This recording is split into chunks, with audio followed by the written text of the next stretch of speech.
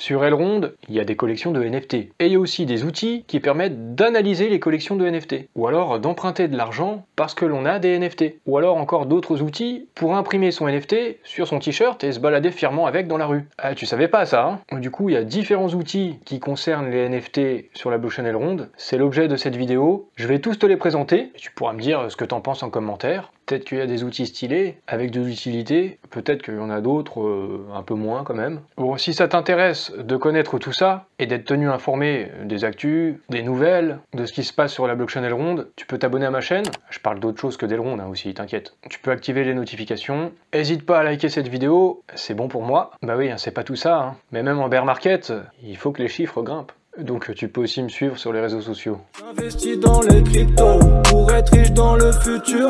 Paire de couilles dans le futal, ainsi soit-il. Mon bitcoin et mon couteau. Il y a eu un tweet de Benjamin Minkou dans lequel il parlait des NFT. On sait qu'il doit y avoir la marketplace NFT officielle d'Elrond qui doit arriver bientôt. Bon, si ça se trouve, quand vous regardez la vidéo, ça a été fait. Ou peut-être pas, mais peu importe. Benjamin Minkou parlait des constructeurs de l'écosystème Elrond en matière de NFT et il a publié cette map, cette carte de l'écosystème des NFT sur Elrond et je vous recommande d'y jeter un œil. Là il y a tous les projets, enfin tous. Il en manque certains, mais il y en a déjà pas mal. Là on a les marketplaces, il y en a que je ne connais même pas ou sur lesquels je ne suis jamais allé, mais c'est des choses qui peuvent être explorées. Il y a la partie gaming avec différents jeux et puis il y a les outils et c'est le sujet de cette vidéo aujourd'hui. Donc on va faire le tour, c'est le cas de le dire.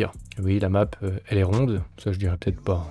Et on va commencer avec Combased. Ah putain, si je commence à parler comme ça. Avec Combased. En description, évidemment, je vous mettrai les liens vers chacun de ces outils. Et le premier outil, j'avoue, je suis arrivé dessus, j'ai pas trop compris. Et puis, j'ai pas approfondi chaque chose. J'ai pas lu le détail de chaque white paper. Et donc, ça sera aussi à vous d'approfondir dans le détail s'il y a quelque chose qui vous intéresse et qui vous interpelle. Mais bon, je suis quand même allé un petit peu dans le white paper. Et en fait, ce projet, il essaye de rendre disponible pour des entreprises du Web 2 la transition vers le Web 3, aider des artistes NFT à faire leur lancement de leur collection de NFT, et ce type de choses en fait. La team de ce projet a de l'expérience dans le e-commerce, ils veulent simplifier les barrières entre le Web 2 et le Web 3, et créer une infrastructure pour les commerçants. Donc leur proposition, elle est orientée sur le e-commerce. Intéressons-nous maintenant à Middleman.nft, le deuxième outil présenté sur cette map. Nous y sommes. Il s'agit d'un échange peer-to-peer de NFT. Bon, le fonctionnement, il est assez simple, il n'y a pas grand-chose en fait. Et attention, je sais pas si forcément chacun des outils que je vais vous présenter a de l'utilité. Il y en a qui en ont peut-être plus ou moins, et ça dépend de l'intérêt de chacun. Mais de ce que j'ai compris, cet outil, c'est si vous arrangez avec quelqu'un, par exemple sur un Discord, pour vous échanger un NFT, et je crois que Middleman.nft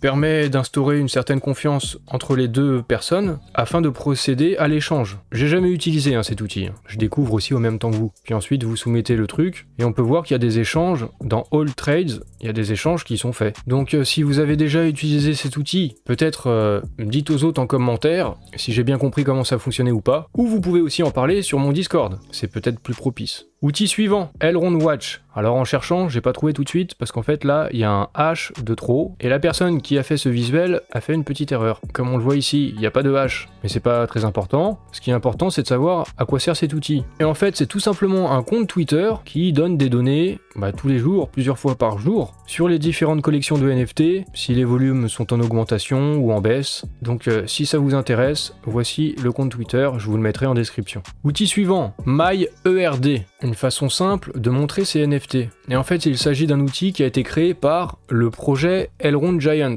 Voici leur site internet, elrondgiant.com, et ici ils décrivent à quoi sert cet outil. Donc pour l'instant, c'est une version bêta, et il s'agit de se créer une page MyERD pour montrer aux gens, en fait, partager aux gens notre collection de NFT, notre compte Twitter, et quels sont nos NFT qui sont aussi en vente sur des marketplaces. Donc c'est fait un petit peu comme pour avoir votre propre boutique de NFT que vous affichez pour tout le monde. Par exemple, sur votre profil Twitter, vous pouvez mettre « Voici ma page ERD ». On sait jamais, dans 2-3 ans, peut-être que ce sera connu. Ou peut-être pas, aucune idée. En tout cas, c'est un outil, et vous en faites ce que vous en voulez. Et du côté de Elrond Giant, ils ont aussi fait un autre outil, Elrond Print, qui se trouve aussi sur cette map, ici. Et là, de quoi il s'agit? Imprimer votre NFT directement depuis votre wallet. Donc par exemple l'imprimer sur un t-shirt. Alors j'ai essayé, j'ai connecté mon wallet, peut-être que c'est encore une version de test qui fonctionne pas complètement, et du coup j'ai pas pu essayer, mais normalement, la manière dont ça doit fonctionner, on connecte son wallet, on sélectionne notre NFT,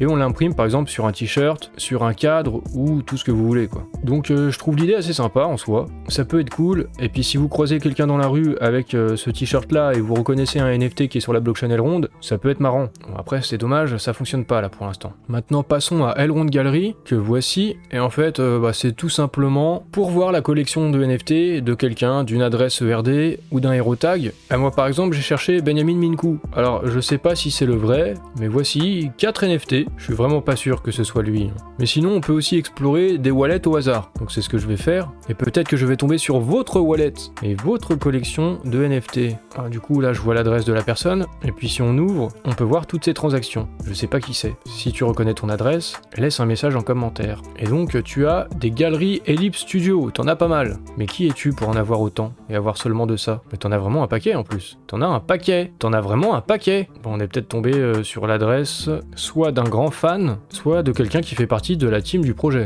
Non, il y en a vraiment beaucoup. Il y en a combien?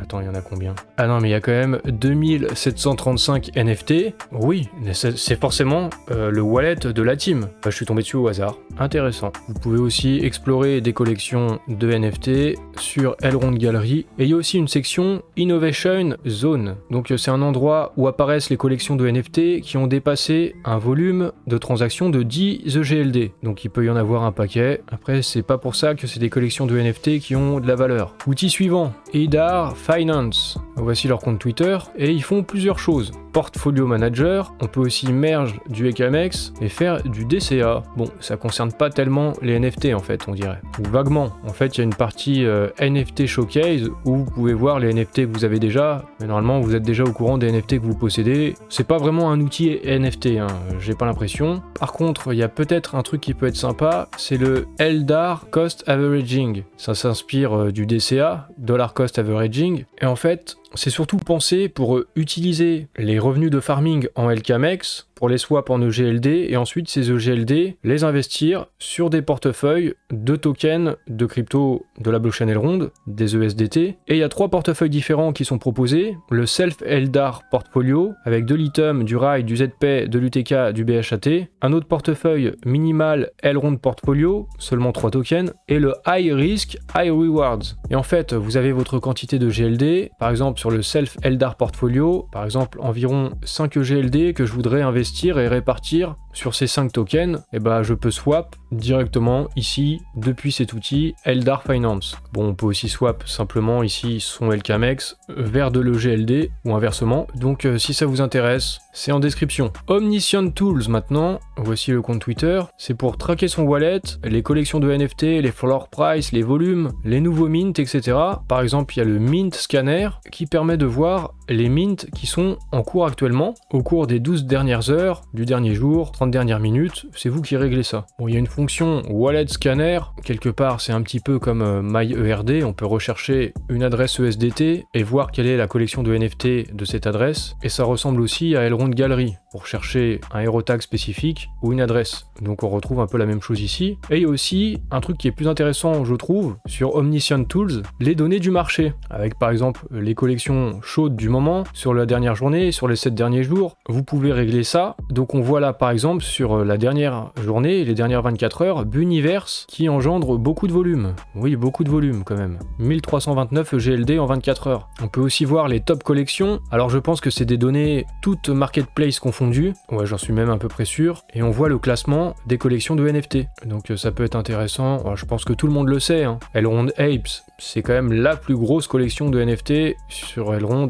Et de loin, plus de 56 000 EGLD de volume de trade. Il y a aussi une section Overview sur laquelle on voit les données, toutes collections confondues, les volumes engendrés sur les ventes de NFT. Et là, par exemple, sur un an, on voit que c'était pas mal en janvier, là, fin janvier, début février. Et là, à nouveau, on a un pic de volume. Et vous le savez, vous vous en doutez, vous savez pourquoi. C'est parce qu'il y a Cantina Royale et les Genesis Space Ape. Il y a eu un tweet de Benjamin Minkou. Alors j'ai commenté. On n'est pas sûr que ça durera tout l'été, mais il y a des gros volumes sur les collections de NFT Elrond en ce moment. The Sound of Change, le son du changement. On voit Elrond là en 3e position sur 24 heures, toute blockchain confondue. Ça c'était le 22 juillet, et 2 jours avant, le 20 juillet, Benjamin Minkou avait aussi tweeté en disant que l'été des NFT sur Elrond venait juste de commencer. Est-ce qu'il y aura une vague de volume due aux NFT pendant l'été? Pour ça, il faudrait que sorte la marketplace NFT. Pour l'instant, c'est pas encore fait, on va voir ça. En tout cas, si vous voulez surveiller les volumes des ventes de NFT sur Elrond, vous pourrez aller sur omniscient.tools.